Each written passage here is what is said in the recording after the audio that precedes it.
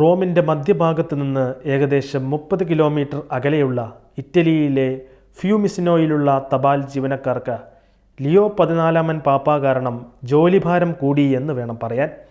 എല്ലാ ദിവസവും വത്തിക്കാനിലേക്ക് വിശ്വാസികൾ ലിയോ 14 പാപ്പയ്ക്ക് അയക്കുന്ന കത്തുകൾ 100 കിലോയോളം വരുമെന്ന വിവരമാണ് ഇപ്പോൾ പുറത്തു വരുന്നത്.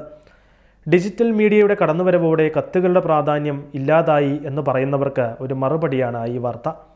പല കത്തുകളിലും വിലാസത്തിലും പിശകുകളുണ്ടെങ്കിലും അത് വത്തിക്കാനിൽ എത്താതെ പോകില്ല.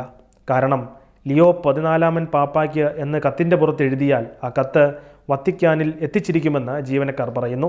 സഭയുടെ തലവനായി ലിയോ 14 പാപ്പ സ്ഥാനമേറ്റത് മുതൽ ലോകമെമ്പാടും നിന്നും ഇത്തരത്തിലുള്ള കത്തുകൾ വത്തിക്കാനിലേക്ക് ഒഴുകുകയാണ്.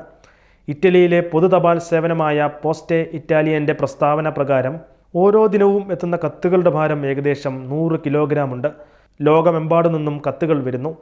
ഏത് രാജ്യത്തിൽ നിന്നുമാണ് ഏറ്റവും കൂടുതൽ കത്തുകൾ വരുന്നത് എന്നത് വ്യക്തമല്ല. കഴിഞ്ഞ ദിനം അമേരിക്ക, കൊസോവോ, ഇന്ത്യ എന്നിവിടങ്ങളിൽ നിന്ന് പോസ്റ്റ് കാർഡുകളും സന്ദേശങ്ങളും എത്തിയിട്ടുണ്ടെന്ന് പോസ്റ്റ് ഓഫീസ് ജീവനക്കാരനായ അന്റോനെല്ലോ ചിഡിച്ചുമോ പറഞ്ഞു.